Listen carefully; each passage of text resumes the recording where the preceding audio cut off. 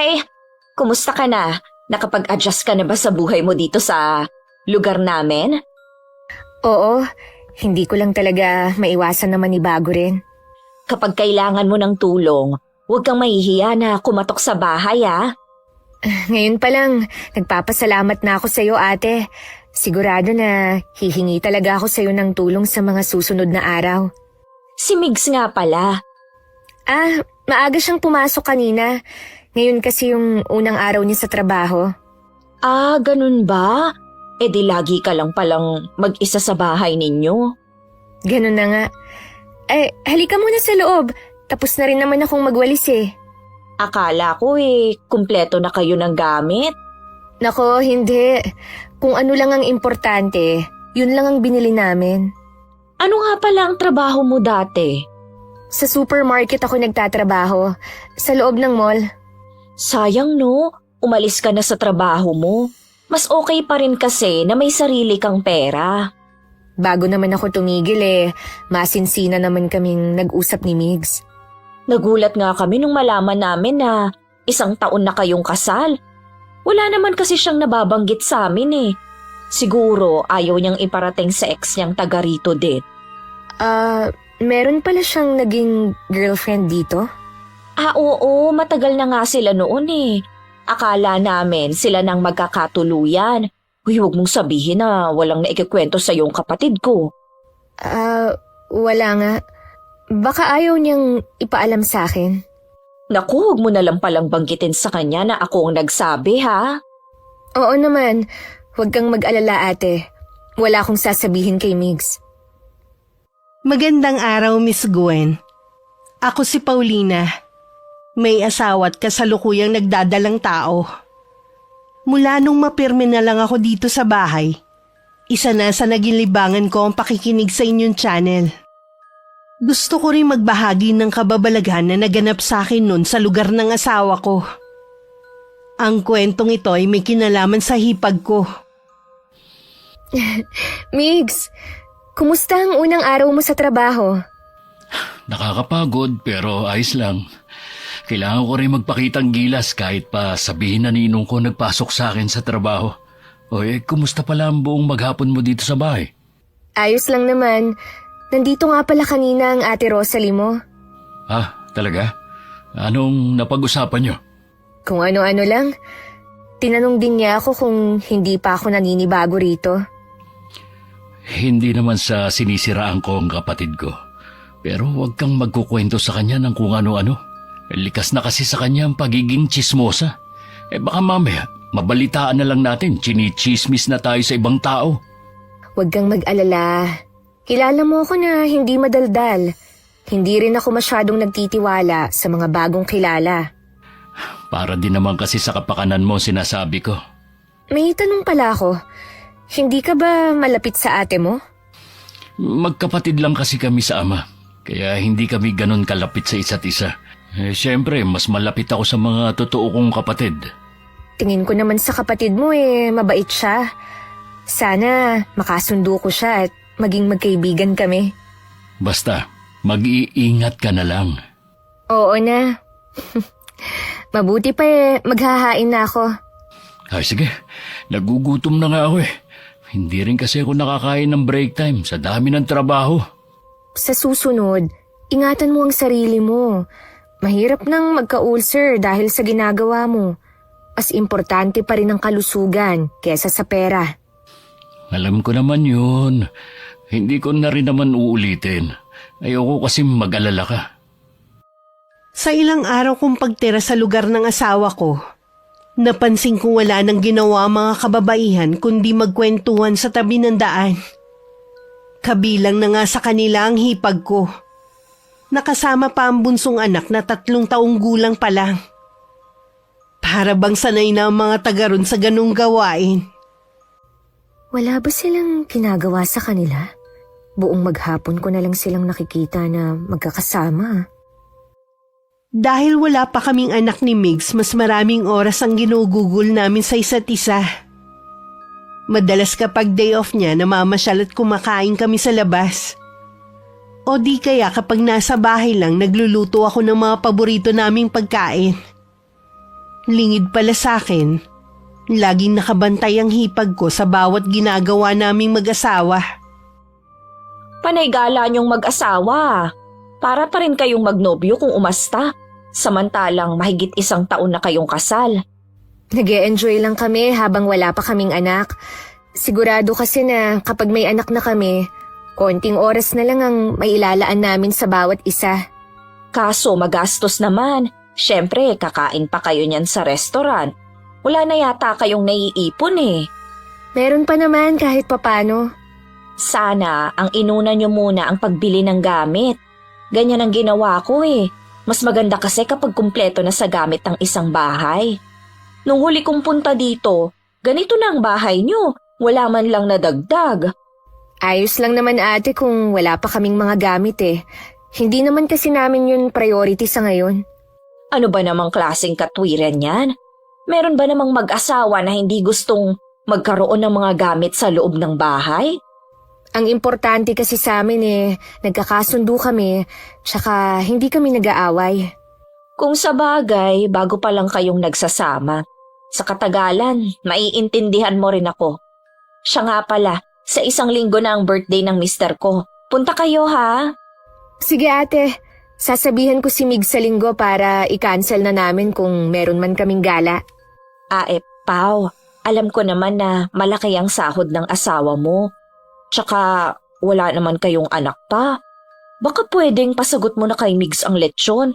Regalo na lang niya sa bayaw niya. Ha? Nako, hindi kita masasagot ate. Hindi naman kasi ako ang may trabaho eh. Basta sabihan mo lang si Migs kung pwede na sagot na niya ang lechon. Sige ate. Sasabihin ko sa kanya pag uwi mamaya. Naku, sigurado na kaiinggitan ako ng mga amiga ko kapag nakita nilang may lechon ako. Kailangan ba talaga na ipagyabang ang mga ganyang bagay? Oo naman no, magiging sikat ka pa dahil pag-uusapan ka. Ganun ba? Kaya sana naman, makumbinsi mo ang asawa mo. Susubukan ko ate. Pero ayokong mangako na mapagbibigyan kayo ni Migs. Kahit malamig ang panahon, bigla akong pinagpawisan sa request na yun ng hipag ko. Kahit hindi pa naman sigurado, abot tenga na ang ngiti niya. Para tuloy ayoko nang pumunta sa kanila sa linggo. Kahit hindi ko pa kasi nakakausap ang asawa ko, siguradong hindi yun papayag. Pagka-uwi nga ng asawa ko nung gabi, hindi ko muna agad sinabi sa kanya. Nung makatapos kami ng hapunan at nanonood na ng TV, tsaka ako binanggit sa kanya. Hindi pa man ako nakakatapos magsalita nang laki na agad ang mga mata niya. Bumakas din ang pagkainis sa mukha niya. Bakit hindi siya mismo magsabi sa akin? Susupalpalin ko talaga siya. Anong akala niya sa akin? Maraming pera? Ikaw na lang ang magsabi sa kanya. Tutal, kapatid mo naman siya. Bukas, bago ako pumasok, dadaan muna ako sa kanila. Ayokong umasa siya na sasagutin ko yung lechon ng asawa niya. Parang naiilang natuloy ako na makipag-usap sa kapatid mo. Tsaka, ang dami niya kasing napapansin dito sa bahay eh. Pakialamera nga yung si ate. Lahat na lang na makita at masabi mo, meron siyang puna lagi. Pansin ko nga yun. Lagi ka na lang magsara sa araw para hindi siya makapunta dito sa bahay. Nakakahiya naman. Mabait naman siya sa akin eh. Sa umpisa lang mabait yun. Hindi pa niya kasi nakukuha ang gusto. Alam mo, tuwing pinag-uusapan natin ang ate mo, puro hindi magaganda ang lumalabas sa bibig mo. Hindi mo kasi siya kilala eh. Kung hindi nga lang binilin sa akin ng namayapa akong lolo ang bahay na to, ay hindi kita ititira dito eh. Kapag hindi naging maganda ang pagtira natin dito, pwede naman tayong umalis eh. Ganun na nga. Mas gusto ko kasing tahimik na buhay. Tingin ko hindi natin mahahanap sa lugar na to. Isa kasi sa mga napansin ko eh, ang daming tsismosa sa paligid. Ay, sinabi mo pa. Umaga pa lang nagkalat na sila sa tabing daan. Ramdam ko kay Migs na ayaw niyang tumira kami rito. Kaya nagtataka pa rin talaga ako kung bakit dito niya pinili na manirahan. Kung nangihinayang siya sa bahay na ito, Pwede naman sana niyang ibenta o paupahan na lang. Kinabukasan gaya ng sabi ng asawa ko, dumaan muna siya sa bahay ni Ate Rosalie. Sakto namang nasa labas ito ng bahay at hinihintay ang mga katsismisan. O Migs, papasok ka na ba sa trabaho? Oo, dumaan lang ako dahil sa sinabi ng asawa ko sa akin. Ah, yun ba? Sa linggo na yon. Huwag kayong mawawala Pasensya ka na, ate. Hindi ko masasagot yung lechon eh. Ikaw naman, minsan lang naman ako maglambing sa'yo eh. Hindi mo ba ako mapagbibigyan? Hindi naman kasi biro yung gusto mong ipasagot sa akin eh. Siguro isang case ng beer pwede pa pero lechon? Ano naman ang akala mo sa akin, te? May sariling ATM? Alam ko naman na kaya mo ang hinihiling ko. Kumpara sa akin na alam mo naman na 4 ang anak. Pwede naman siguro na hindi na lang kayo maghanda ng lechon. O di kaya wag na kayo maghanda para walang gastos. Hindi pwede. Tradisyon na ng pamilya na tuwing magbe-birthday, kailangan may handa. Kaya mo naman kasi kung saan-saan nga kayo namamasyal ng asawa mo eh. Tapos yung request ko hindi mo mapagbigyan? Pasensya na, te. Hindi ko kaya. Mabuti pa, wag na rin kayo pumuntang mag-asawa. Hindi man lang kayo marunong makisama. Okay lang, te. Hindi naman kasi kami mahilig pumunta sa mga handaan eh. Uy, biro lang yun. Pumunta pa rin kayo kahit walang lechon. Sige na, te. Malilate na kasi ako sa trabaho eh. Tsaka na lang tayo mag-usap. Basta sa linggo ha, wag mong kalilimutan. Pinaharurot na pala yun ni Mig sa motor niya. Hindi naman maipinta ang mukha ng hipag ko. Nauna na kasi niya na ipagyabang sa mga kapitbahay at iba pang kamag-anak na may lechon sa birthday ng asawa. Akala niya kasi mapagbibigyan siya dahil nun lang siya nag-request sa kapatid niya. Ang ganda ng motor tapos hindi man lang ako mapagbigyan. Kainis! Sana nga wag na lang kayo pumunta sa linggo. Wala rin naman silbing kapatid. Sa sobrang inis ng hipag ko nung dumating ang mga katsismisan, sinabi niya sa mga yun kung saan-saan nga kami nakakapasyal. Pero hindi naman kumpleto ang gamit at ang iba mga luma na. Kami tuloy ang naging sentro ng usapan nila. Dumating ang araw ng linggo. Pumunta pa rin kami para batiin ang bayaw ni Migs. Nagpabili rin siya ng isang case ng beer para sa mga bisita. At saka hindi na rin kami nagtagal. Napansin ko kasi na parang naiinis na rin ang asawa ko. Dahil sa kantsaw ng hipag ko tungkol sa lechon. Hindi rin namin nagustuhan nang sabihin yun ng ibang bisita. Humingi naman ng paumanhin ng bayaw niya. Mukhang mabait naman ang bayaw mo. Oo naman, mabait yun. Hindi katulad ni Ate Rosalie. Nahiya tuloy ako sa pangangantsaw niya. Pati ibang bisita, nakigaya na sa kanya. Kalimutan mo na yun. Hindi naman tayo babalik sa bahay nila eh. Pwede ba yun?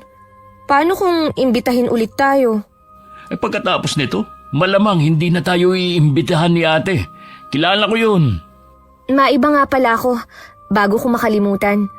Pwede ba akong dumalaw kay Itay bukas? Tapos, daanan mo na lang ako doon pagkatapos ng trabaho mo. Uy, sige. Mabuti pa nga, doon ka muna. Wala ka na rin namang ginagawa rito. Tsaka naayos naman ang mga gamit dito sa bahay. Bigla ko kasing namiss si Itay eh. Naiintindihan naman kita. Kaya kapag gusto mong dumalaw sa kanya, magsabi ka lang. Hindi naman kita pagbabawalan eh.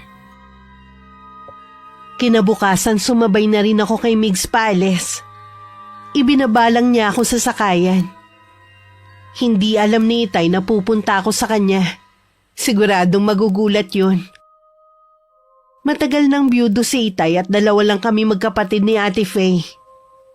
May asawa na rin ang ate ko at may isang anak. Malapit lang naman ang bahay niya kina Itay kaya madalas niya itong mapuntahan. Hindi katulad ko na malayo ang bahay. Paulina, mabutit dumalaw ka. Kasama mo ba ang asawa mo? May trabaho po si Migs.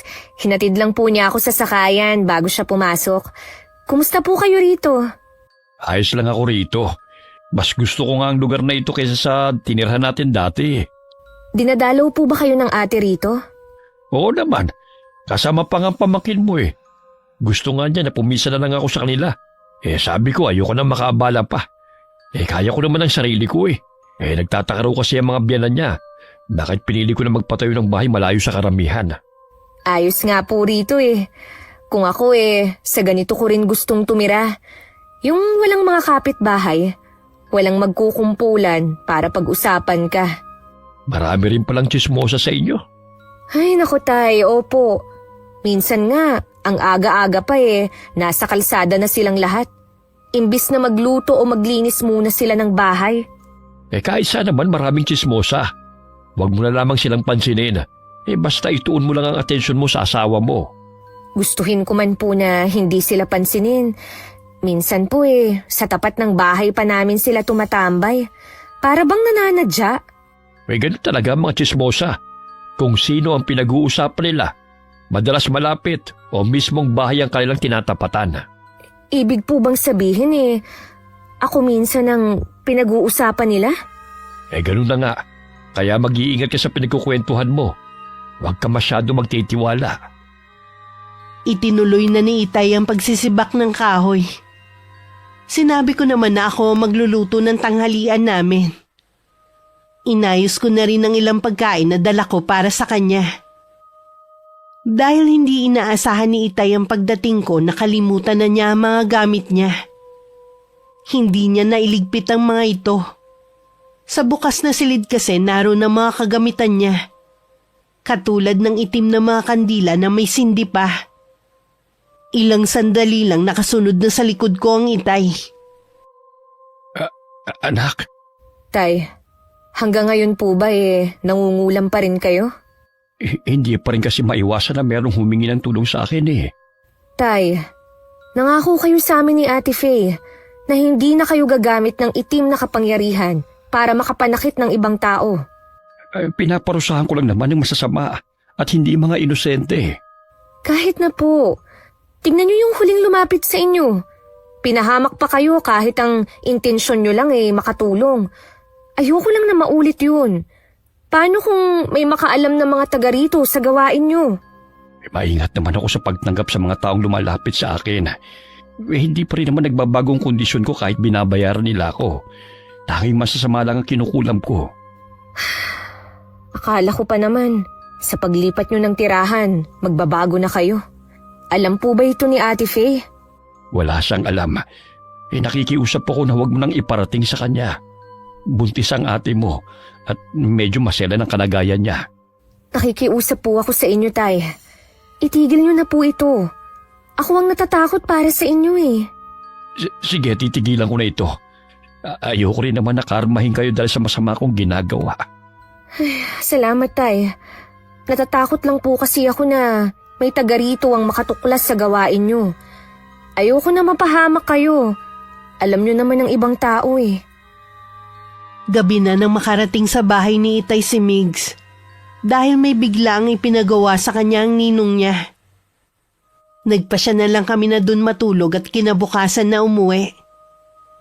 Pinayagan naman kasi ang asawa ko na hindi pumasok sa trabaho kinabukasan. Hindi alam ni Migs ang tungkol sa lihim ni Itay. Kilala niya to bilang ulirang ama sa amin ng ate ko. Wala rin akong balak ipaalam sa kanya kung sakali. Ayoko kasing masira ang imahe ni Itay sa kanya. Kumusta naman ang trabaho mo, iho?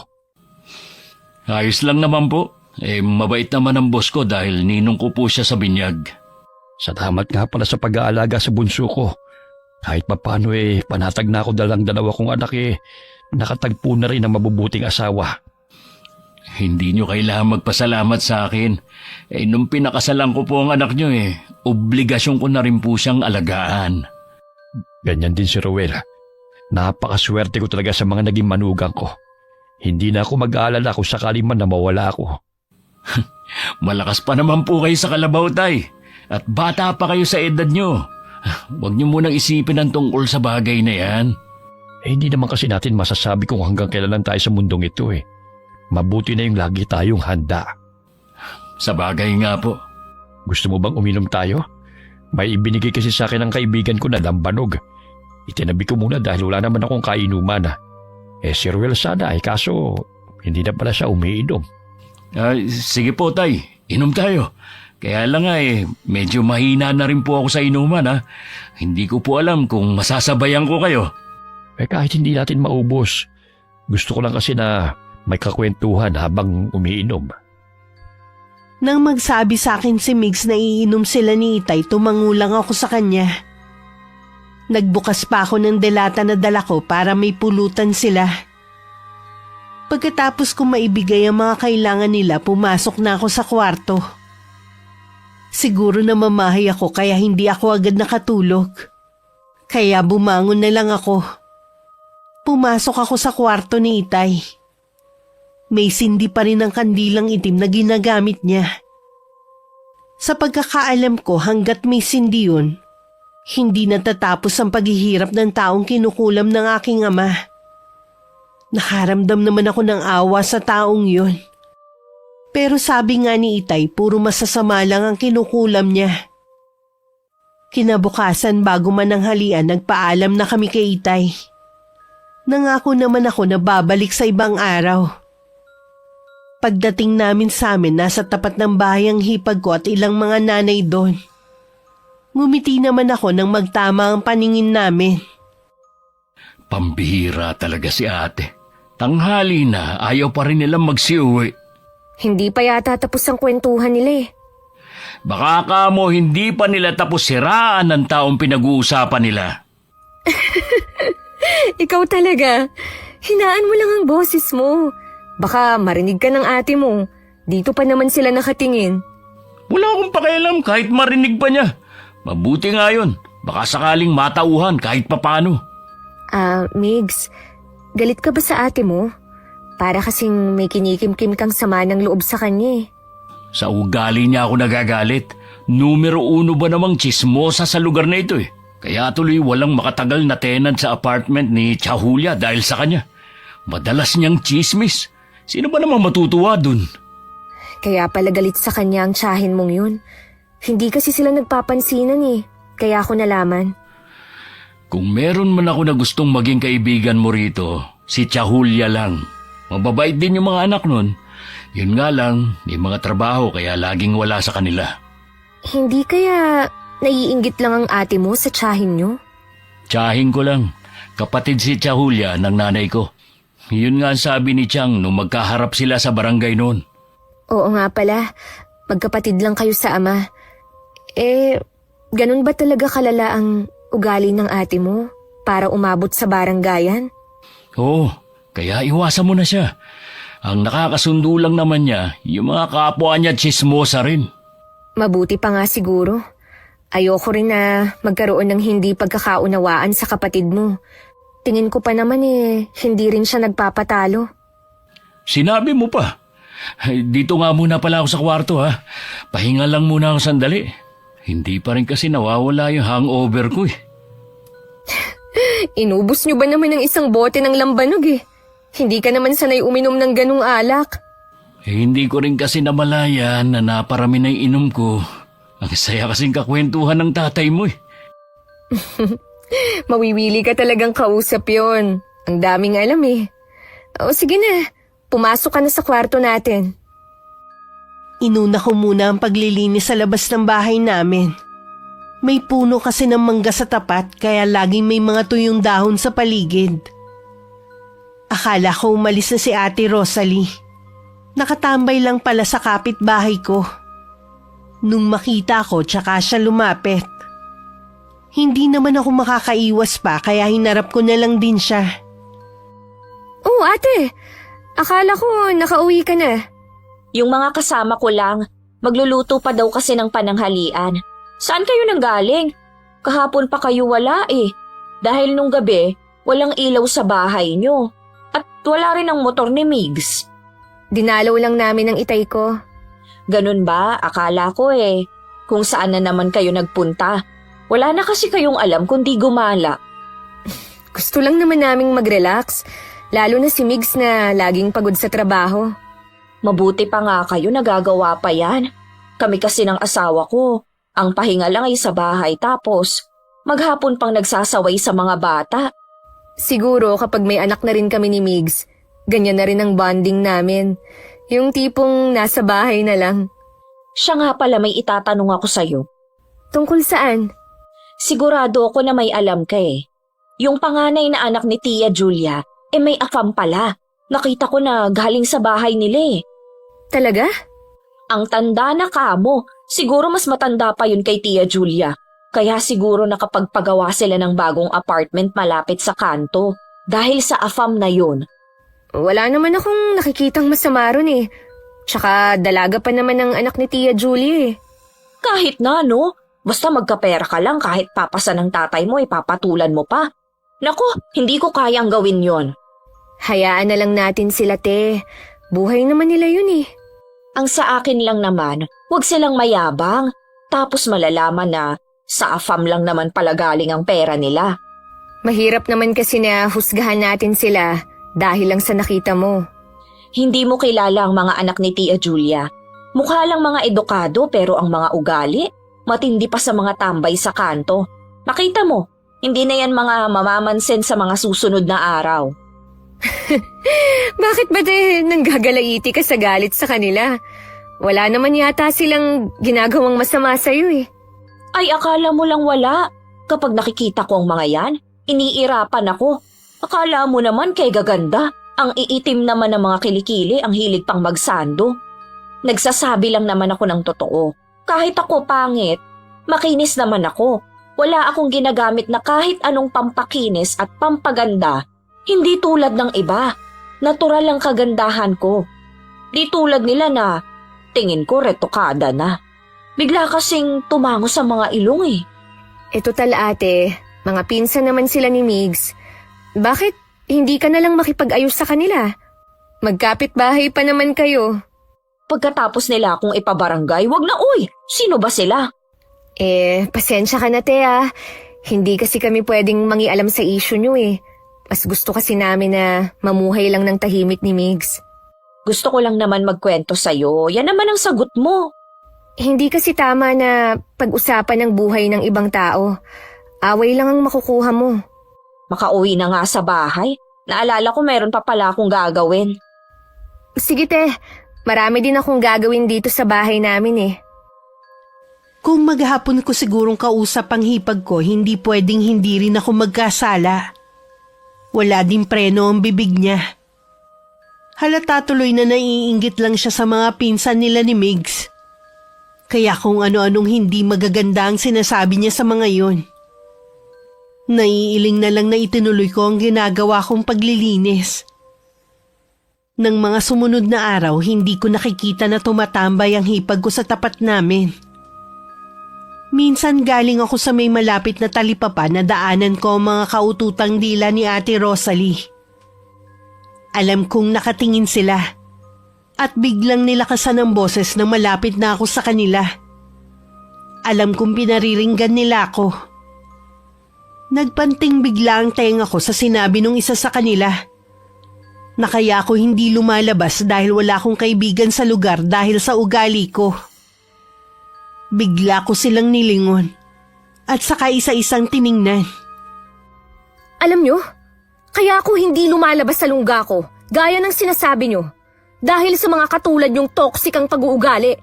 Walang magawa kundi pag-usapan ng buhay ng ibang tao na wala naman kayong ambag. Huwag niyo nga akong itulad sa mga nabiktima ng mga makakatinyong dila. Tama kayo. Iba ang ugali ko. Hindi niyo gugustuhin makita. Lahat sila nakatungo lang. Bago ko tumalikod, tiningnan ko muna sila isa-isa. Napasulya pa ako kay Manang Lucy na may-ari ng tindahan. Ngumiti pa siya sa akin at tumango.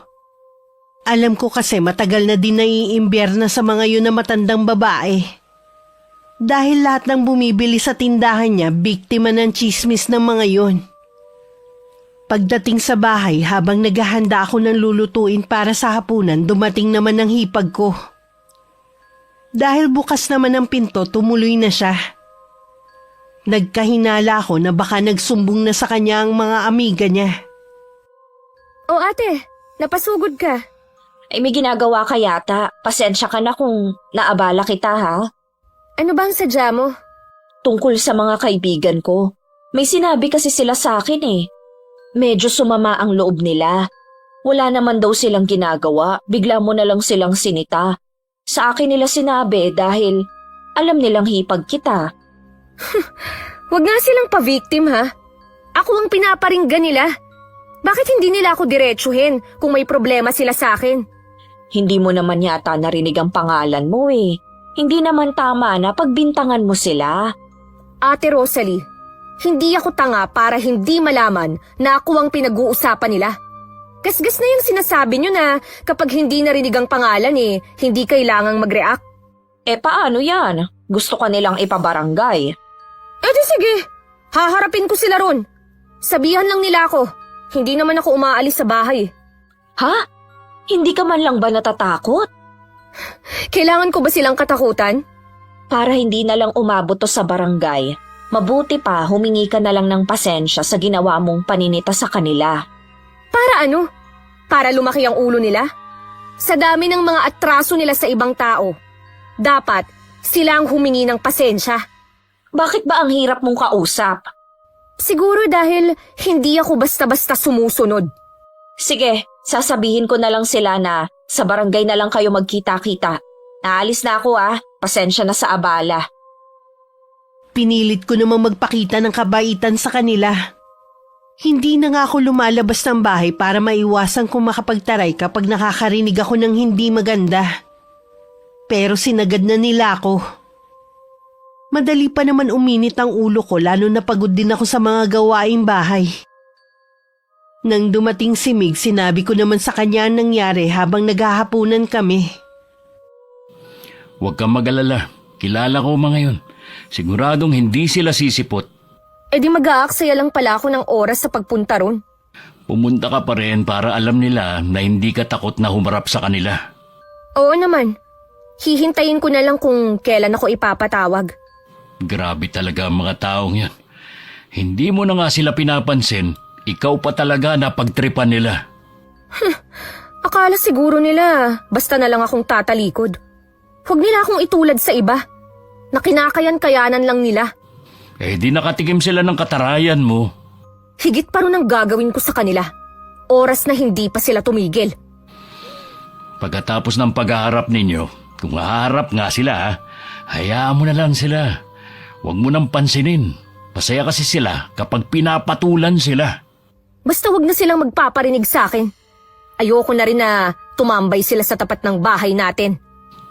Hindi tayo nakakasiguro sa bagay na yan. Totoo ngang sakit na sila dito sa barangay namin.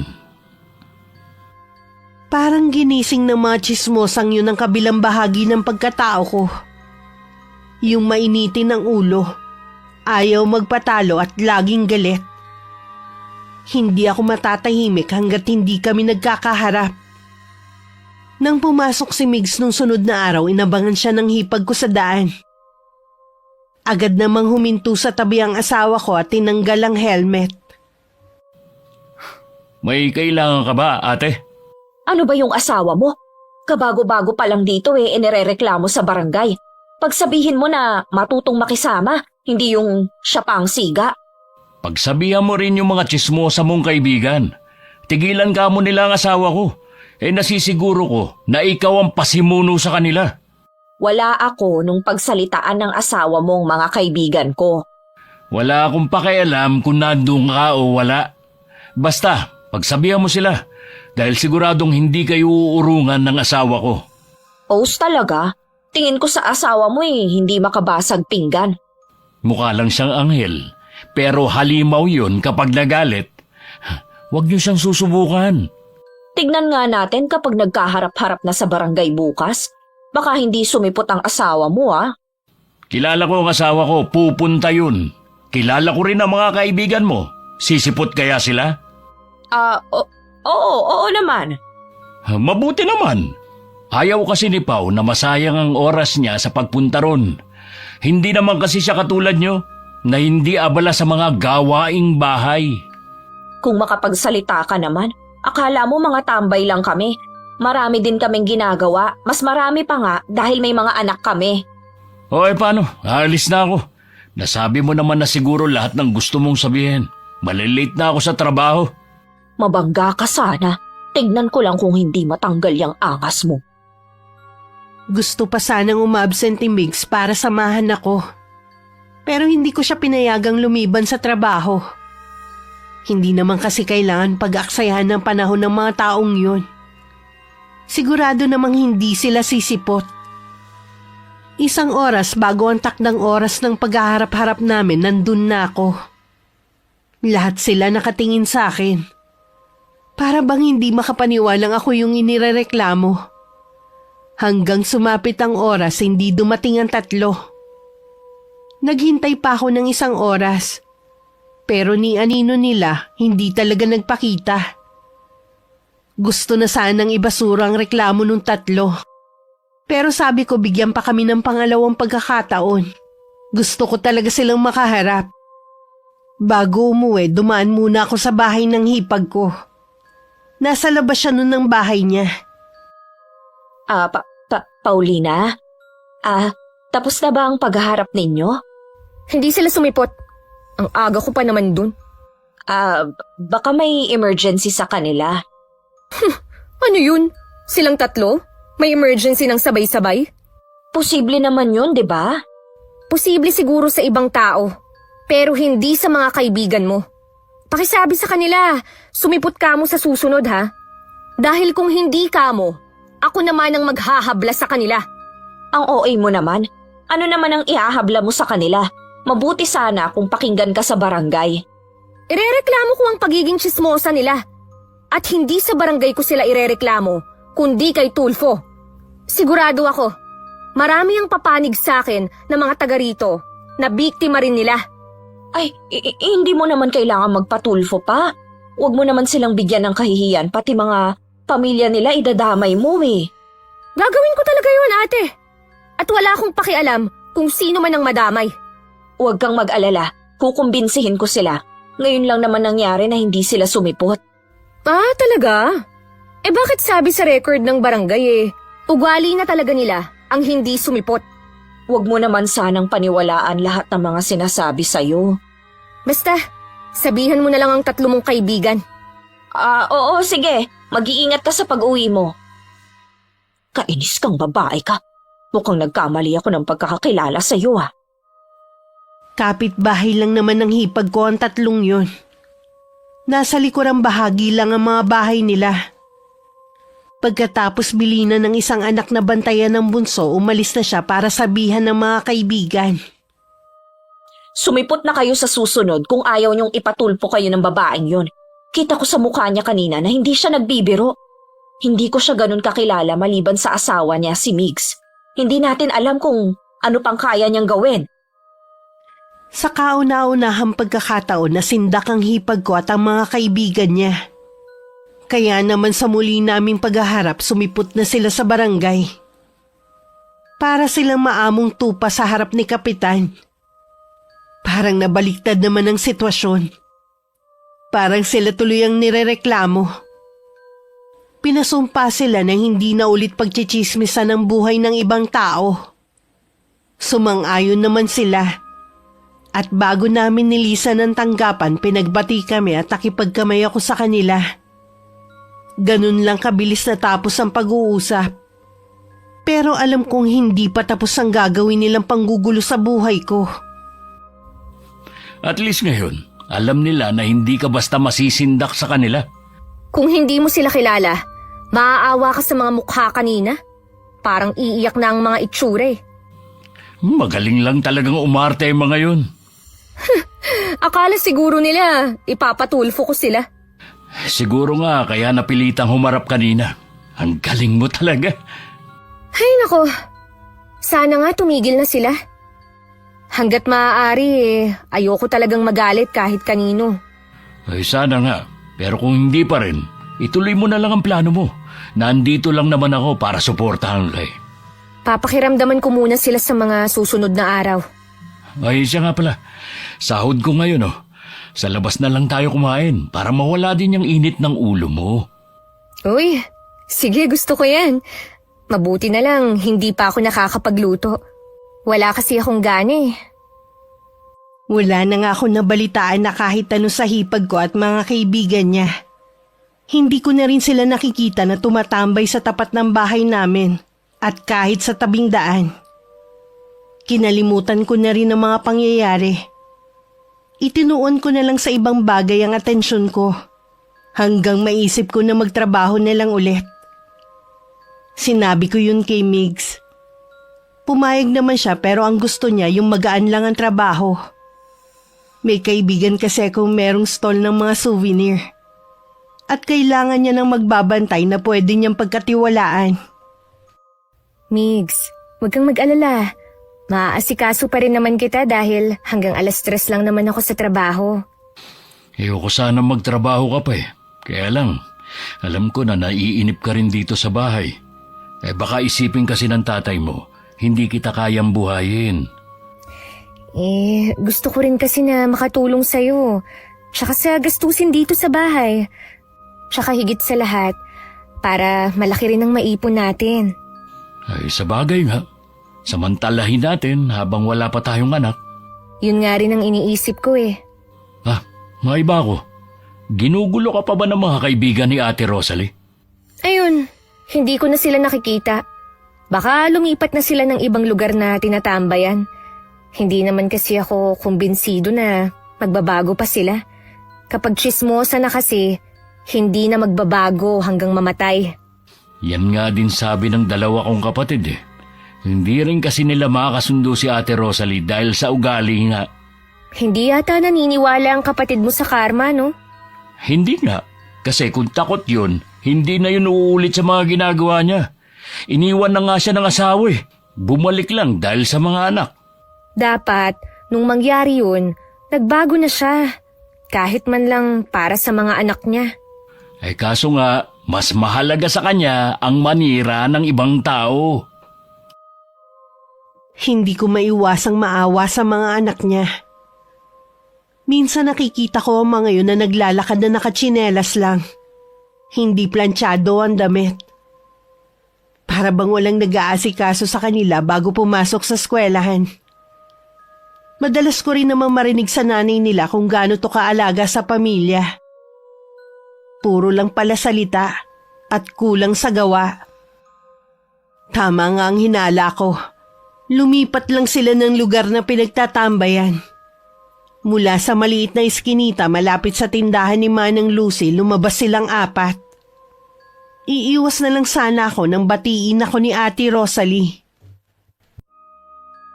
Nandito pala ang maganda kong hipag. Lagi ka yatang umaalis ah. Oh, ate. Busy ako eh. 2 linggo na kasi akong may trabaho. Ganun ba? Mabuti ka pa, may trabaho. Naiinip kasi ako sa bahay, kaya nagtrabaho na lang ako. Baka naman pwede mo kong ipasok o hanapan ng trabaho. Naiinip na rin kasi ako sa bahay eh. Kung magtatrabaho ka, sino nang mag-aasikaso ng mga anak mo? Ako pa rin, syempre. Iba kasi kapag nanay ang mag-aalaga. Yung bunso ko naman, pwede kong kuhanan ng yaya. Sasabihan na lang kita kapag meron akong alam, ha? Aasahan ko yan ah. Sige, mauuna na kami sa'yo. Marami ka yatang bibilhin eh. Napapailing naman ako habang nakasunod ng tingin sa hipag ko at sa mga kasama niya. Pwede ko naman sanang irekomenda ang hipag ko sa mga kakilala ko. Pero nag-aalala ko na baka lalo niya mapabayaan ng mga anak. Tsaka baka hindi rin siya payagan ng asawa niya. Naku, iha. Kung ako sa iyo hindi ko hahanapan ng trabaho ang hipag mo. Bakit naman po, Manang Lucy? Kung ano-anong chismis ang pinagkakalat niya sa'yo. Hindi mo kasi nalalaman dahil hindi ka naman lumalabas ng bahay niyo. Sana hindi kayo magkasira ng asawa mo dahil sa ginagawa niya. Ganyan kasi ang nangyari kay Migs at sa dati niyang nobya. Ano? Salamat po sa pagbibigay niyo ng impormasyon sa mga ginagawa ng hipag ko. Manang Lucy, pwede po bang lahat ng malalaman niyo na sinasabi niya tungkol sa akin ipaalam niyo sa akin? Oo naman, iha. Lahat sasabihin ko sa'yo. Gusto kasi kita. Dahil hindi ka katulad nila. na walang alam gawin kundi manira ng kapwa. Habang wala pang bumibili, tinanong ko pa si Manang Lucy sa iba pang mga sinabi sa akin ng hipag ko. Ultimo ang hindi ko pagbubuntis na ichismis na pala na baog daw ako. Malamang daw baka iwan ako ni Migs. Parang sasakit ang ulo ko sa mga nalaman ko. Pagdating sa bahay, uminom agad ako ng gamot. Hindi ako makapaniwala na meron palang katulad ng hipag ko. Ang malas ko, dahil ako naman ang pinupuntirya nila. Nang dumating si Migs ng araw na yon, hindi ko nalang sinabi ang mga napag-usapan namin ni Manang Lucy.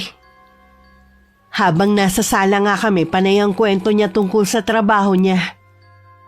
Hanggang isingit na nga niya ang planong pagsama sa kanya ng ninong niya sa probinsya ng 2 linggo. Gusto kasi niyang ipakita sa akin yung planta niya doon. Nahihiya kasi akong tumanggi. Pero kung ayaw mo, pwede ko naman sabihin sa kanya. Okay lang naman. Kaya lang, bakit naman 2 linggo? Kasi kasal din ang bunsong anak ni Ninong. A-attend na rin sana kami. Simple lang naman yung kasal. Sa bahay nga lang gaganapin. Sige na, sumama ka na. Minsan lang naman yan eh. Kailan ba ang alis nyo? Sa makalawa na. Sigurado ka ba na ayos ka lang na walang kasama? Oo naman. Wala namang mangyayari sa akin dito eh. Lagi naman kitang tatawagan kapag nandun na ako. Nung gabing matutulog na sana kami, tumawag ang ate ko. Lumabas muna ako sa kwarto para makapag-usap kami ng maayos. Hindi ko alam kung anong mararamdaman ko ng mga sandaling yun sa ibinalita niya. Sumang-ayon naman ako sa sinabi niya na sa bahay muna si Itay. Anong sabi ng ate mo? May nangyari ba? Migs, ayos lang ba kung dito muna tumira si Itay? Oo naman. May nangyari ba sa itay mo? Ang sabi kasi ni ate, may nakaalitan daw at nagbanta. Natatakot siya na baka sugurin sa bahay si Itay. Alam mo naman na mag-isa lang siya roon. Sa bait ng tatay mo may makakagalit pa ba siya? Minsan kasi, eksahidera rin magkwento ang ate. Bukas daw, papupuntahin na niya rito si Itay. Sa kanya na lang siguro ako magtatanong. Mabuti pa nga. Tsaka, ang galing naman ang timing ng itay mo. Kailangan mo na makakasama dito. Oo nga. Sige na, tara na, matulog na tayo. Inaantok na ako Kanina pa humihilik si Mig sa tabi ko. Habang ako iniisip ko ang sinabi ni Ate Faye. Sabi kasi niya baka may nakatuklas na sa lihim na iniingatan ni Itay. May isang babae daw kasi ang sumugod sa bahay nito at nag-eskandalo. Habang sumisigaw na mangkukulam ang Itay namin. Pinatay daw ni Itay ang asawa ng babae. Ito na nga ang kinatatakutan ko eh. Tama lang na umalis doon si Itay. Mabuti na lang, wala siyang kapitbahay na malapit. Pumasok muna ako sa trabaho. Sa hapon pa naman darating si Itay. Nung tumawag siya na papunta na, maaga na lang akong umuwi. Sasakayan na lang kami nagkita ni Itay. Kahit ngumiti siya nang makita ko, bakas pa rin sa kanya ang lungkot. Wala kaming imikan sa biyahe hanggang makauwi sa bahay. Mabuti naman po at nakumbinsi kayo ni ate na dumito muna sa bahay. Gusto nga niya nung hindi ka pa niya tinatawagan doon ako sa bahay nila. Ayoko naman na madamay sila. Hindi na po talaga kayo pwede sa bahay na yun. 2 beses na pala kayong sinugod eh. Kung hindi pa kayo pinuntahan ni ate, hindi pa niya malalaman. Hindi ko naman kasi alam na nagsinungaling sa akin ang babaeng yun. Ano po ba ang nangyari? May pumunta sa bahay na babae. Stella ang pangalan niya. Sabi niya, may kabit ang asawa niya at may anak sila. Ginugulo din daw siya ng kabit ng asawa niya. Kaya gusto niya na ipakulam ang lalaki para pareho na silang mawala ng sinasabi niyang kabit. Nung una ayoko dahil napakababaw ng dahilan eh. Kaya lamang nasilaw ako sa laki ng ibabayad niya. Pwede niyo na sanang paghatian ng magkapatid. Kaya kayo pumayag? Oo. Huli na nang matuklasan ko na siya pala ang kabit. Napagtanto ng lalaki na mahal niya ang pamilya niya. Kaya bumalik siya sa mga yon.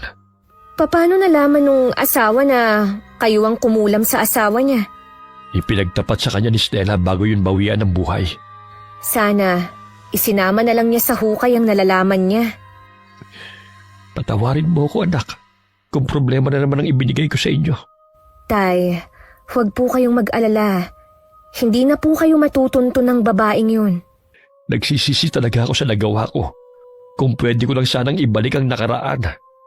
Wala na po tayong magagawa pa. Nangyari na eh. Basta, nakikiusap po ako sa inyo. Tumigil na po kayo sa ganyang gawain. Oo, anak.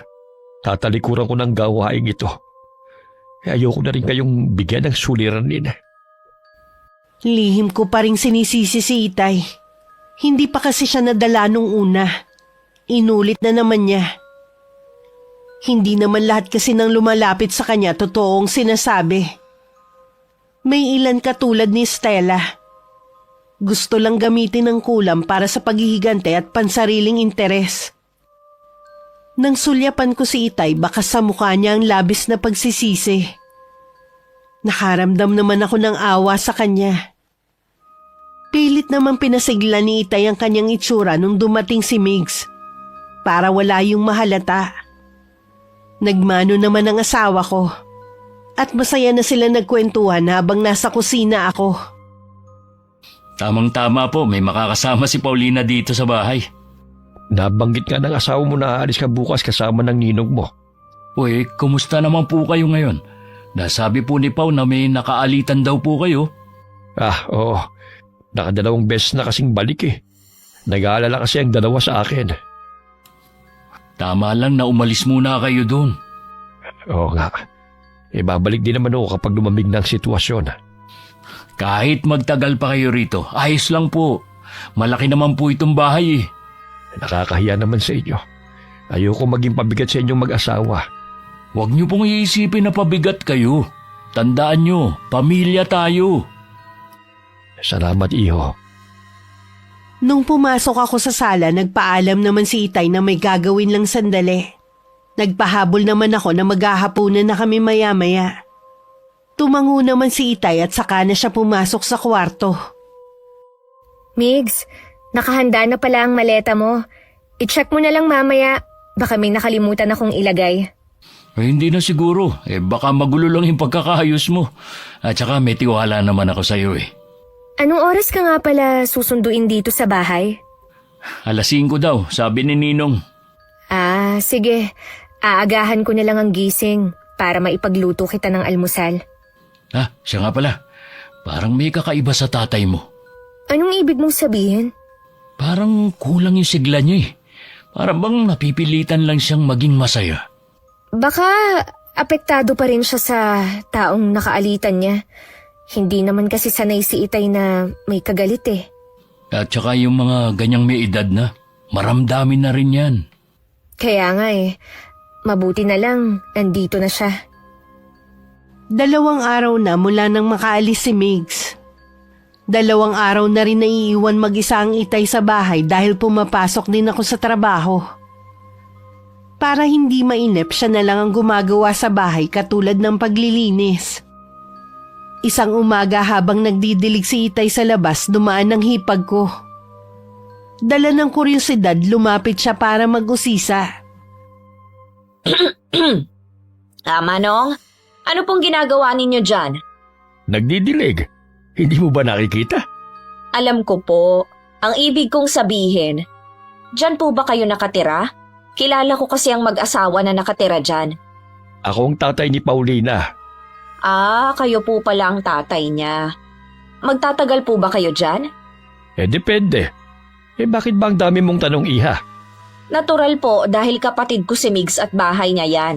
Alam ba ng kapatid ko na titira kayo dyan? Oo naman. Natutuwa nga siya dahil may makakasamang asawa niya. 2 linggo kasi siyang mawawala eh. Ganun ba? Alam niyo po ba si Paulina? Ipinabarangay dito. Bakit naman? Sabi na nga ba hindi niyo alam? Paano po kasi hindi na nga marunong makisama sa mga taga rito? Tagbanta pa siya sa mga kaibigan ko. May kilala kong anak ko. Mabait siya. Ayaw lang nun ng mga taong chismosa. Ano naman pong mahihita sa kanya kung pagchichismisan siya? Ang alam ko kasi, ang chismosa ay kapatid ng inggitera. Siguro meron kayo naiinggitan sa kanya. Ang laki naman po ng bilib ninyo sa anak nyo. Artistahin po ba siya para kainggitan namin, ha? Teka lang naman. Bakit ba nagagalit ka? Hindi po ako nagagalit. Ganito lang po talaga ako magsalita. Kung may problema ka sa anak ko, pwede mo naman siyang kausapin eh. Lagi naman po kaming nag-uusap. Katunayan nga po niyan, ako ang una niyang naging kaibigan dito. Kaya lang po, hindi yata marunong tumanaw ng utang na loob ang anak ninyo. May pabor kasi akong hinihingi sa kanya. Kaya lang, nakalimutan na yata niya. Pag uwi niya mamaya ay babanggit kung sinabi mong pabor. Baka nakalimutan lamang niya. Sige po, aalis na ako. Hinihintay na kasi ako ng mga kaibigan ko eh. Ayun po silang tatlo oh. Sila din nga po palang nagpabarangay sa anak ninyo. Nung makaalis ang hipag ko, itinuloy na ulit ni Itay ang ginagawa niyang pagdidilig. Sa sulok ng mga mata niya, nakita niya ang hipag ko at mga kasama nito. Nag-uusap sila habang pasulyap-sulyap sa aking ama. Kaya alam nito na siya ang pinag-uusapan. Nang matapos ang ginagawa, pumasok na siya sa loob ng bahay. Habang nagpapahinga, laking gulat ni Itay nung may kumatok. Nang buksan niya si Ate Rosalie. Pwede bang pumasok? Pasensya ka na, Iha. Hindi kita pwedeng patuloyin. Hindi kasi magandang tignan eh. Gusto ko lang makita ang loob. Bumalik ka na lamang kapag nandito na si Paulina. Kapatid ko ho ang may-ari ng bahay na to, kaya pwede akong pumasok. Sinama mo pa talaga sila. Bakit hindi? Mga kaibigan ko sila. Wala pa rin palang pagbabago sa ayos ng bahay na to. Ang baduy pa rin ang kulay ng kortina. Tatawagan ko lang si Pau para sabihin na nandito kayo. Huwag na, aalis na rin kami. At ikaw ha, huwag kang magtagal dito. Baka mamaya, buong angkanan ninyo ang dalhin ni Paulina dito. Mahiya naman kayo. Para sabihin ko sa'yo, may sarili akong bahay. Pansamantala lamang ang pagtira ko rito. Kung ganon, anong ginagawa nyo dito? Sinasamahan ko lamang ang anak ko habang wala si Biggs. Sinabi ko na yun sa'yo. Nakahinga naman ng maluwag si Itay nung umalis na ang hipag ko at mga kasama. Buong maghapon tuloy hindi mapakali si Itay hanggang dumating ako. Ikinuwento naman niya ang buong pangyayari. Wala na lang ako masabi sa kakapalan ng mukha ng hipag ko. Lahat na yata ng nakakainis na katangian sinalo niya. Sinagot ko naman lahat ng tanong ni Itay. Kung bakit ako napabarangay nun. At kung ano ang ugali ng hipag ko at mga alipores niya. Halata naman sa mga hilat siya ng pagmumukha nila eh. Sinamantala nila ako na wala ko rito. Kaya nagawa nilang umasta ng ganun. Bukas, tingnan natin kung magawa pa nila ang asal nilang yun. Ibig bang sabihin hindi ka papasok bukas sa trabaho? Hindi po muna, Tay. Sana makasama rin natin ang ate mo. Namimiss ko na rin kasi ang apo ko sa kanya. Kapag po lumamig na ang sitwasyon dadalawin po natin. Ano ba kasing nagawa ko? Kung kailan ako tumanda, tsaka naman ako nagbibigay ng problema sa inyo. Tay, kalimutan niyo po muna ang pangyayaring yun. Baka magkasakit kayo sa kakaisip eh.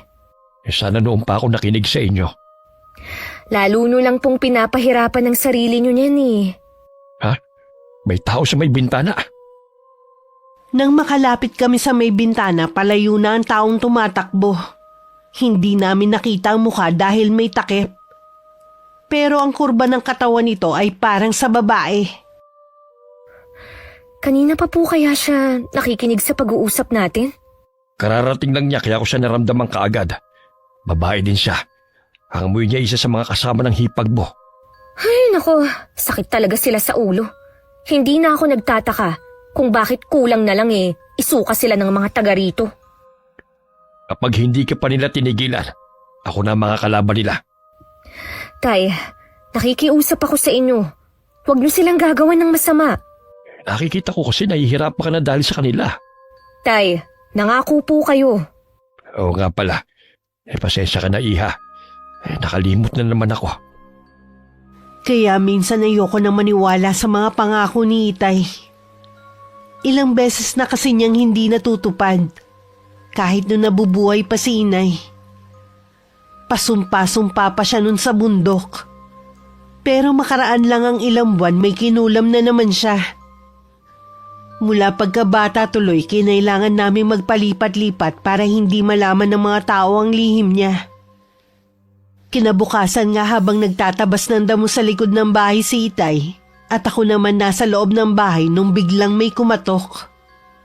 Nung buksan ko ang pinto, bumungad ang hipag ko at ang tatlo. Bumakas bigla sa mukha nila ang gulat. Nandito ka pala. Hindi ka pumasok sa trabaho? Day off ko. Anong kailangan nyo? Isinama mo pa talaga sila, ha? Oops! Huwag muna kayong umalis. Diyan lang kayo. Paalis na rin kami. Galing pala kayo rito kahapon. At kung ano-ano pa ang mga sinabi nyo kay Itay. Totoo lang naman ang sinabi ko. Kapatid ako ni Migs. Hoy ate, hindi lang yun ang sinabi mo. Kaya huwag ka nang magsinungaling pa. Huwag mo nga akong masabihan na sinungaling. Baka nakakalimutan mo, kapatid ako ng asawa mo. Yun na nga eh. Bakit kailangan mo kaming i-chismis sa ibang tao? Ano ba ang mabuting magagawa nun sa'yo, ha? Hindi ko alam ang sinasabi mo. Tapos sasabihin mo na hindi ka sinungaling, ha?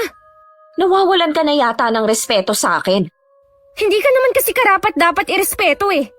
Pagsisisihan mo talaga tong ginawa mo. Ano? Magpapatulfo ka rin ba, ha? O sa barangay? Baka hindi ka naman sumipot. Talaga bang inuubos mo ang pasensya ko, ha? Mabuti pa, umalis na kayo. Hindi ko na lang ipapaalam kay Migs ang mga ginagawa nyo. Para hindi kayo magkagulong magkapatid. Parang utang na loob ko pa, ha? Sige, aalis na kami dito. Nang maisara ko ang pinto, napasandal na lang ako dito. Kanina pa kasi ako nakakaramdam ng hilo. May hinala na ako kung bakit, kaya lang gusto ko munang makasiguro.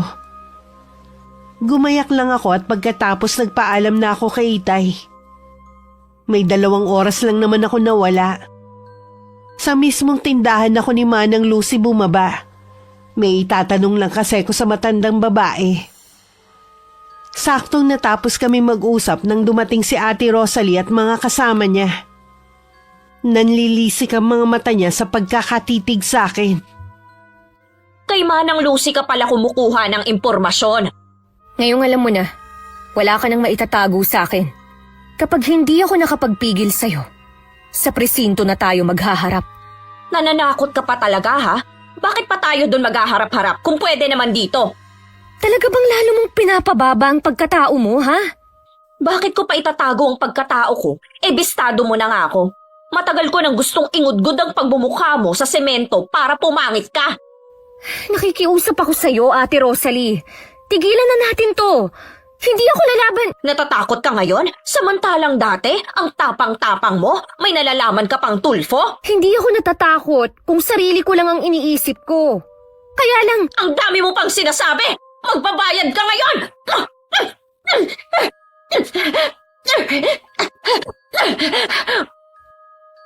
Aatras na sana ako pero nahawakan nila ako. Wala akong magawa kundi takpan ng tiyan ko habang sumisigaw. Pero bingin na sila sa pakiusap ko. Kahit si Manang Lucy lumabas na ng tindahan niya para umawat. Pero tinulak lang siya.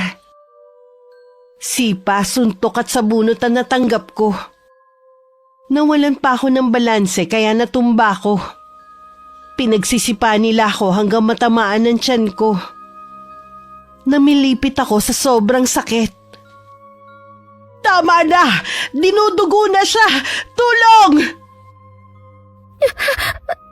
ang baby ko, hindi pwedeng mawala ang baby namin. Ano? Buntis ka? Hindi namin alam. Hingi ako ng tulong! Kailangan mo madala sa ospital! Paulina! Anong nangyari sa'yo? Sino may gawa sa'yo nito? Itay! Itay ang baby namin ni Migs! Hindi naman po namin sinasadya. Hindi namin alam na buntis siya. Mga hayop kayo! Mga walang puso! Magbabayad kayo sa ginawa niyong to! Sinusumpa ko! Tuluyan na nagdilim ang paningin ko. Hindi ko na namalayan pa ang mga sumunod na pangyayari. Nang muli akong magising, nasa ospital na ako at katabi ko si Itay. Madilim ang anyo niya at nakikita ko sa mga mata niya ang matinding galit. Tay, ano pong nangyari sa baby namin ni Migs? Nakunan ka, anak. Hindi! Ang baby ko! Na anak, baka makasama sa iyong sobrang pag-iyak. Pabayaan niyo na lang ako, Tay. Iwan niyo na ako. Hindi kita pwedeng iwan. Nasasaktan din ako sa pagkawala ng apo ko. Papunta na nga pala dito ang asawa mo. Tinawagan ko siya kagad nang makarating tayo dito sa ospital. Bakit ba may mga taong sagad hanggang buto ang kasamaan? Hindi ko mapapalampas ang ginawa nilang to sa'yo. Tay. Hindi mo ko mapipigilan kahit magmakaawa ka. Sige na, magpahinga ka na lang. Dito lang ako. Dahil wala akong tigil sa pag-iyak, napilitan ng turukan ako ng pampakalma ng nurse na nag-aasikaso sa akin. Tulog na ako nung dumating naman si Migs. Lumapit siya sa akin at hinalikan ako sa noo. Sorry kung wala ako sa tabi mo, ha? Sana hindi na lang ako umalis. Huwag mong sisihin ang sarili mo, iho. Hindi natin inaasahan ang mangyayari to sa kanya. Ang anak po namin, kumusta? Wala na ang anak niyo. Nakunan si Paulina. Hindi. Matinding pambubugbog na ginawa ng kapatid mo sa kanya at ang tatlo niyang kasama. Pakibantayan niyo lang po muna ang asawa ko, Tay. May kailangan lang akong puntahan. Galit na sumugod si Mig sa bahay ng hipag ko. Dire-diretso siyang pumasok sa loob ng bakuran hanggang sa may pinto ng bahay. Humarang pa sa daraanan niya ang bayaw niya pero itinulak lang niya ito. Napasiksik naman sa sulok ang kapatid sa takot sa kanya. Sinuntok pa niya ang pader malapit sa mukha ni Ate Rosalie. Migs, hindi ko sinasadya. Nadala lang ako ng galit ko. Patawarin mo ko. Hindi na maibabalik ang buhay ng magiging anak namin sa paghingi mo ng tawad. Ikaw ang pumatay sa anak namin ni Paulina. Lahat gagawin ko. Mapatawad niyo lang ako. Hindi naman namin alam kasi na buntis siya. Sana sinabi niya agad. Mabubulok ka ngayon sa kulungan. Ikaw at ang mga kasama mong nambugbog sa asawa ko. Wag, Migs. Maawa ka naman sa akin. Kailangan pa ako ng mga pamangkin mo. Sana inisip mo yan bago niyo sinaktan ang asawa ko. Ikaw naman ang pasimuno ng gulo eh. Ang tanda mo na. Wala ka pa rin pinagkatandaan. Lahat ng sasabihin mo tatanggapin ko. Kung gusto mong saktan mo rin ako para makaganti ka sa akin, ayos lang. Ayoko lang na makulong. Mas gusto ko na nasa likod ka ng rehas. Kaya ihanda mo na yung sarili mo. Migs, sandali, huwag ka munang umalis. Bitiwan mo ako! Huwag na huwag ka nang magpapakita sa amin ng asawa ko. Hindi rin ako maaawa sa iyo at sa mga anak mo! Napalupasay na lang sa sahig habang umiiyak ang hipag ko. Nilapitan naman siya ng asawa at saka niyakap ng mahigpit. Dahil sa takot, nagpa siya na lang na tumakas ni Ate Rosalie. Pero pinigilan siya ng asawa at kinumbinsi na harapin na lang ang kasong isasampa namin. Tulog pa rin ako nung bumalik si Mig sa ospital. Si Itay naman ang nagpaalam na uuwi at may gagawin lang sa bahay. Umaga na nang magising ako at nagisnan ko pa ang asawa ko sa tabi ko. Kumusta ang pakiramdam mo? wala na ang PB natin, Mix. Ang isipin mo na lang, hindi siya para sa atin. Masakit man, hindi na natin mababago ang pangyayari. Ang tagal nating hinintay na mabuntis ako. Tapos ganito lang ang mangyayari.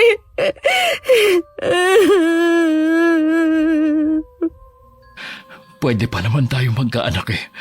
Ang mahalaga, ligtas ka na ngayon. Ang hindi ko kaya, yung ikaw ang mawala sa akin. Hindi ko mapapatawad ang ate mo sa ginawa niya. Magsasampa tayo ng kaso laban sa kanya at sa mga kasama niya. Hindi ako makakapayag na hindi sila magbayad. Maraming testigo sa ginawa nila sa'yo. Huwag na tayong magsampa ng kaso. Aksaya lang ng oras at pera yun.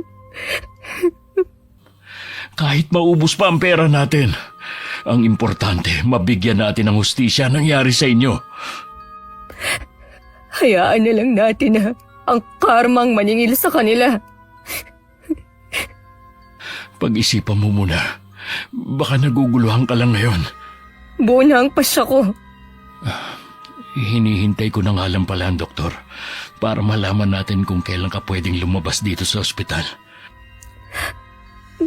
Si Itay nga pala. Umuwi na muna siya. May kailangan lang daw siyang gawin. Mix, sana hindi ka magbabago sa akin. Lalo pa kitang mamahalin para madali mo makalimutan ang nangyari sa'yo. Si Itay ang inaalala ko. Alam kong buo na ang pasya niyang gamitin ang kaalaman niya sa kulam para ipaghiganti ako. Baka ikapahamak na niya ng tuluyan ang gagawin. Napahikbi na lang ako. Agad naman akong niyakap ni Mig sa pag-aakalang naiiyak na naman ako dahil sa anak namin. Kinabukasan pa kami pinayagan na umuwi ng doktor. Pagdating namin sa bahay, wala si Itay. Lingid sa amin, bumalik siya sa bahay niya para dun isagawa ang orasyon. Baka may pinuntahan lang ang Itay mo. Hindi kaya bumalik siya sa bahay niya? Uy, ano naman ang gagawin niya dun? Naisip ko lang. Okay. Siya nga pala, nagugutom ka ba? Magluluto ako ng paborito mo. Hindi ako nagugutom eh. Magluluto pa rin ako. Pilitin mong kumain para bumalik agad ang lakas mo. Sige, gusto ko munang matulog. Tatawagin na lang kita kapag handa na, ha? Inaantok talaga ako kaya inayos ko na lang ang pagkakahiga ko sa kama. Lumabas na rin si Migs para magluto. Hindi pa man niya nauumpisahan, may kumakatok na. Ang kapatid niya napagbuksan niya ng pinto. Mugto ang mga mata nito sa kakaiyak. Talaga bang wala ka ng kahihiyan, ha? Gusto ko lang kumustahin si Pao. Hindi ka rin niya harapin. Mabuti pa, umalis ka na. Talaga bang hindi na magbabago ang isip niyo? Hindi na. Sana naman bigyan niyo pa ako ng isa pang pagkakataon para makapagbagong buhay. Marami na nagbigay sa'yo niyan, pero sinayang mo lang. Ito na lang pa talaga ang kabayaran ko sa mga nagawa kong kasalanan. Ganun na nga. Kawawa naman ang mga anak ko, lalo na ang bunso ko. Huwag mo sanang gamitin ang mga anak mo para maawa kami sa'yo. Totoo naman kasi na sila ang kawawa kapag nakulong ako. Lulugulugong umalis si Ate Rosalie sa bahay namin. Naging matigas na si Mig sa kapatid niya. Ni katiting na awa, wala na siyang maramdaman sa hipag ko. Dahil nakatungo, hindi niya nakita na makakasalubong na niya si Itay. Hindi ka siguro hinarap ng anak ko. Mang Damian, Pagkatapos mong sakta ng anak ko, nagawa mo pang pumunta sa bahay nilang mag-asawa. gusto ko lang pong humingi ng tawad kay Pao. Kahit napatawarin ka pa niya, ako hindi. Alam ko po na matindi rin ang galit niyo sa akin. Sana po mapatawad niyo na po ako. Namnamin mo ang galit ko. Hindi ang paghingi mo ng tawad ang kailangan ko, kundi ang makita ka rin na nagdurusa dahil sa ginawa mo. Lalo pang bumigat ang dalahin ng hipag ko. Sa huli, sumuko na lang siya.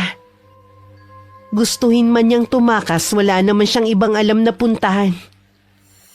Habang pauwi sa kanila, puno ng pang-uuyam ang tingin na binibigay sa kanya ng mga tao. Ang iba parang natutuwa pa sa pwede niyang sapitin. Pero 2 linggo na ang nakakalipas. Wala pa ring dumarating na pulis para hulihin siya. Nagtataka na ang hipag ko kung ano ba ang desisyon namin. Hindi kaya nagbago na ang isip nila. Pero nakita ko sa mukha ng ama ni Paulina na desidido siyang pagbayarin ako. Ay, ang tagal ko na rin hindi nakakausap ang mga kaibigan ko. Siguradong pareho ang takot na nararamdaman namin. Kasalukuyan ako nagpapahinga sa terrace nang biglang dumating si Migs. Bakas ng pag-aalala ang mukha niya nang tumingin sa akin. Anong nangyari? May nabalitaan kasi ko habang bumibili sa tindahan ni Manang Lucy. Sigurado na masama yan. Para ka kasing namatayan eh. Yung kasing 3 kaibigan ni Ate Rosalie, patay na. Ha? Paano namatay? Linawin mo ang sinasabi mo. Usap-usapan ngayon sa tindahan ang nangyari sa kanila. Marami nagsasabi na misteryoso ang pagkamatay nila. Ano ba ang paraan ng pagkamatay nila? Ang isa sa kanila natagpuang wala ng buhay at nakitang malaki ang tiyan. Ang isa naman namamaga ang tuhod at inuuod na rin. At ang panghuli, nakitang puno ng galos at sugat ang katawan na para bang nilatigo. Bago sila mamatay, maayos naman daw ang itsura nila. Hindi ko rin alam kung anong nangyari sa kanila. Sabi ng kaanak nila, baka daw kinulam. Natatakot ako na baka ikaw ang pagbintangan nila, lalo na hindi mo itinuloy ang pagsampa ng kaso sa kanila. Ako? Migs, ikaw ang magpapatunay na wala akong ginagawang masama. Hanggang ngayon nga, nagdadalamhati pa rin ako eh. Alam ko naman, nalulungkot din ako sa sinapit nila pero siguro yun ang karma nila sa lahat ng mga kasalanang ginawa nila, sa'yo at sa iba pa. Kumusta na nga ang Ate Rosalie mo? Wala akong balita sa kanya eh. Matagal ko na siyang hindi nakikita. Baka sapitin din niya ang nangyari sa 3. Kahit hindi magandang ginawa niya sa atin, ayoko pa rin sapitin niya ang nangyari sa mga kaibigan niya. Hindi tayo nakakasiguro sa pwedeng mangyari sa kanya. Alam kong narinig ni Itay ang pag-uusap namin mag-asawa. Nasa malapit lang kasi siya at nagdidilig ng mga halaman. Nung umalis si Migs, masinsinan ko siyang kinausap. Tay, alam ko po na kayo ang nasa likod nung nangyari. Sabi ko naman sa'yo, hindi mo ko mapipigilan sa balak kong gawin sa kanila. Mas nag-aalala na ako sa inyo kaysa sa nangyari sa akin. Baka tuluyan na kayong mahuli kung ipagpapatuloy niyo ang ginagawa niyo. Wala na akong pakialam. Ang mahalaga sa akin maipaghiganti kita. Ano pong balak niyong gawin kay Ate Rosalie? Mas matindi ang mararanasan niyang paghihirap. Gusto ko unti-unti siyang mamatay. Tay, tama na po yan. Tigilan niyo na ang ginagawa niyo. Mas mahalaga kayo sa akin kaysa sa paghihiganti na yan. Hindi ko na rin kayang pigilan ang sarili ko, anak. Nakakahumaling ang kapangyarihan ng ulam. Kapag ginawa mo ng isang beses, parang ayaw mo nang tigilan. Tay, labanan niyo po ang nararamdaman niyo. Huwag kayong papadaig sa kasamaan. Magbalik loob na po kayo sa Diyos na siyang makapangyarihan sa lahat. Hindi ko hayaan na manahin niyo pa ng ate mo ang kaalaman na ito. Mas gusto ko maging mabuti kayong tao. Mamuhay ng normal, hindi katulad ko. Kaya niyo ring mamuhay ng normal. Basta talikuran niyo lang ang ganyang gawain. Patawarin mo ko, anak. huli na para magbago. Hindi, Tay. Maniwala kayo. Hindi pa huli ang lahat. Isipin niyo kami ni ate at ang apo niyo sa kanya. Tanggap namin ni ate na mas mahal niyo ang apo niyo kaysa sa amin. Naisagawa ko ng huling orasyon para sa hipag mo. Anumang sandali mag-uumpisa na ang paghihirap niya. Bakit ang hirap niyong pakiusapan, Tay? Patawarin mo ako, anak. Mas matimbang sa akin na makaganti. Nang tumalikod si Itay at umalis, hindi ko na siya pinigilan. Para saan pa? Ayaw naman niya makinig sa mga pakiusap ko. Samantala, dahil ilang araw nang masama ang pakiramdam ni Ate Rosalie, hindi na lang siya sumama sa birthday na dinaluhan ng mag-aama. Hindi rin niya kasi masabi sa kanila na nakakaramdam siya ng takot, na baka matulad din siya sa tatlo. Mabuti nang hindi makita ng pamilya ko ang paghihirap ko. Paano ko ba sasabihin na buhay pa ako? Pero unti-unti na akong naaagnas. Alam ko may kumukulam sa akin. Si Paulina kaya? Kailangan ko siyang puntahan. Ayoko pang mamatay. Kahit hirap na sa paglalakad at nanghihina, pinilit pa rin ni Ate Rosalie na makarating sa bahay namin. Hindi pa man siya kumakatok, bumukas na ang pinto. Pinapasok siya ni Migs at saka inalok na maupo. Alam niyong paparating ako? Nasa may bintana ako na makita kitang parating. Ganun ba? Kaya nga pala ako nandito para humingi ng tawad. Baka sakaling tanggapin niyo na.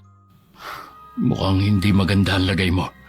Sana nagpahinga ka na lang muna sa bahay ninyo. Natatakot kasi ako na baka katapusan ko na rin dahil sa nangyari sa mga kaibigan ko. Naniniwala kasi ako na kulam ang ikinamatay nila. Siguro nga dahil walang makapagpaliwanag sa totoong nangyari sa kanila. Mamamatay na rin kaya ako? Paulina, baka alam mo kung paano ako gagaling. Pinagbibintangan mo ba ang asawa ko, ha? Wala naman kasi. Naaawa na sana ako sa'yo eh. Kaya lang may gana ka pa talagang pagbintangan ng asawa ko.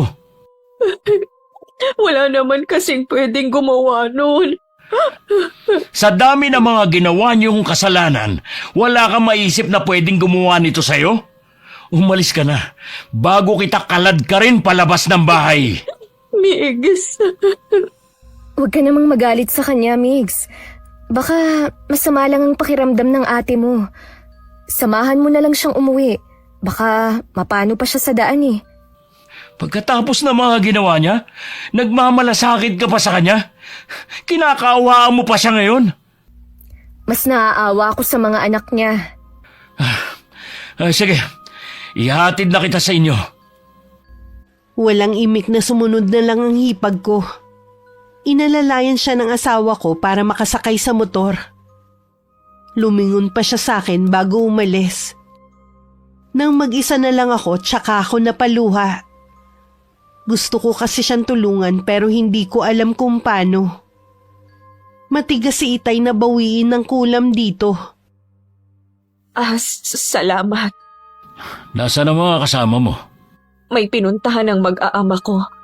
Kaya mo na ba mag-isa? Oo, salamat sa paghatid mo sa akin. Balikan mo na ang asawa mo. Mukhang hirap ka na. Bakit hindi ka pa nagpadala sa asawa mo sa ospital? Hindi naman nila alam ang nangyayari sa akin. Ayoko nang mag-alala pa sila sa akin. Walang dapat sisihin kundi ikaw din sa nangyayari sa'yo. Hinintay mo pa talaga na lumala bago ka magbago. Alam ko naman yun eh. Hindi mo na ako kailangang sermonan. Sige, sasamahan na lang muna kita habang wala pa ang asawa mo. Tatawagan ko lang si Paulina. Nahiga sa sofa ang hipag ko. Ayaw daw niyang mahiga sa kwarto dahil madilim. Mas gusto daw niyang makakita ng liwanag. Lumambot na rin ang puso ni Migs na mapagmasdan ang kalagayan ng ate. Ipinakita kasi ng hipag ko ang nalalapnos na balat niya. Kaya pala balot na balot siya. Sobrang sakit pero Tinitiis ko para hindi mag-alala sa akin ang pamilya ko. Para akong buhay na binabalatan sa sobrang kirot. Samantala, dumating na rin si Itay. Nadatnan niya akong umiiyak dahil sa awa sa hipag ko. Tumabi siya sa akin. Anak, huwag ka nang umiyak. Gagaling na ang hipag mo. Totoo po ba? Oo, iha. Bakit po nagbago ang isip niyo na gantihan si Ate Rosalie? Kanina nakita kong mag-aama niya sa bahay ng biyanan niya. Kahit hindi sila naalagaan ng kanilang ina, hindi sila masaya na hindi siya kasama. Kaibigan kong biyanan niyang lalaki. Siya ang nagbigay sa akin ng lambanog noon. Naawa kayo sa mga bata? Oo. Naalala ko kasi ang apo ko sa ate mo. Salamat po, Tay. Mas nanaig pa rin sa inyo ang kabutihan. Sana lang hindi sayangin ang hipag mong pangalawang pagkakataong ibinigay ko sa kanya. Dahil hindi lahat nabibigyan ng pagkakataon para magbago. Nandito po siya kanina. Alam ko po na magbabago na siya. Pinuntahan ko rin kanina ang babaeng asawa ng kinulam ko. Pero sabi ng mga kapitbahay, umalis na raw ang mag-iina. Lumayo na at wala na raw balak pang bumalik. Ibig pong sabihin, wala nang manggugulo sa inyo. Ligtas na po ang lihim nyo. Sa ngayon. Pero kung sakali na babalik sila, o isa man sa mga anak niya, handa ko silang harapin at tanggapin ang kanilang galit. Nang mga oras ding yun, unti-unti nang bumuti ang lagay ng hipag ko. Nang imulat niya ang mga mata, tuluyan na rin gumaling ang mga lapnos niya sa katawan. Nararamdaman na rin niya ang pagbalik ng kanyang lakas. Oh, bakit bumangon ka na? Magaling na ako, Migs! Magaling na ako! Thank you, Lord! Ha? Oo nga. Nawawala na bang ang lapnos mo sa katawan?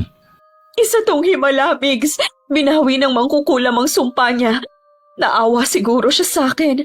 Hindi na mauulila ang mga anak ko. Salamat sa pangalawang buhay na ibinigay niyo sa akin. Hindi ko nasasayangin pa. Masaya ako para sa'yo, ate. Mahalin na talaga mo na sana ang pamilya mo. Oo, Migs. Mula ngayon, sila na ang prioridad ko. Nung dumating ang mag-aama, nagtaka pa ang bayaw ng asawa ko kung bakit nandun siya. Sinabi na lang ni Migs na hinatid niya ang kapatid niya. Natuwa naman ang lalaki dahil naramdaman nito na nagkaayos na ang dalawa. Isang buwan pagkatapos, pinaupahan na lang namin ang bahay na yon. At lumipat kami malapit sa tinitirhan ni Itay. Mas naging tahimik ang buhay namin sa bagong nilipatan namin. At ang Itay naman tuluyan na niyang tinalikuran ng gawain. Alang-alang daw sa pagbubuntis ko, magbabago na siya, Miss Gwen. Ang pagkakalat ng chismis kailanman hindi nagdudulot ng kabutihan. Pwedeng magbigay ito ng pansamantalang aliw. Pero sa bandang huli, hindi lang ibang tao ang unti-unti nitong sinisira, kundi pati ang sarili mo. Kaya bago tayo magsalita, isipin muna natin kung totoo ba, makakatulong ba, at makakabuti ba. Wakas. Okay, sana nagustuhan niyo ang kwento natin ngayong araw. Shoutout po tayo. Shoutout kay Raquel Hasigawa. Hi kay Lisa Rosario from Monaco, France. Hello kay Riz Maganda from KSA. Hi kay Richard Rivera. Hello kay Jane Pacheco from Baras, Rizal. Hi kay Maymay Hernandez from Fairview, Quezon City. Hello kay Rubelin Eneria. Hi kay Leonisa Cobo. Hello kay Sangyong from Doha, Qatar. Hi kay Rosemary Dizon. Hello kay Aiko Villesa from Bahrain.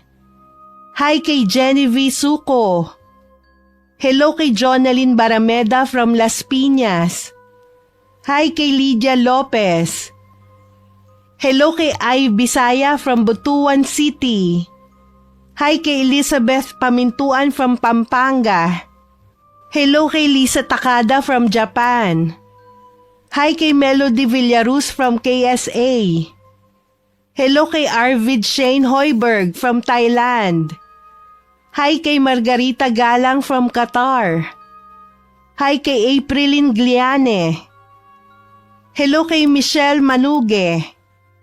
Hi kay Evelyn Abong Kabarkil. Hello kay Trajano Lestojas.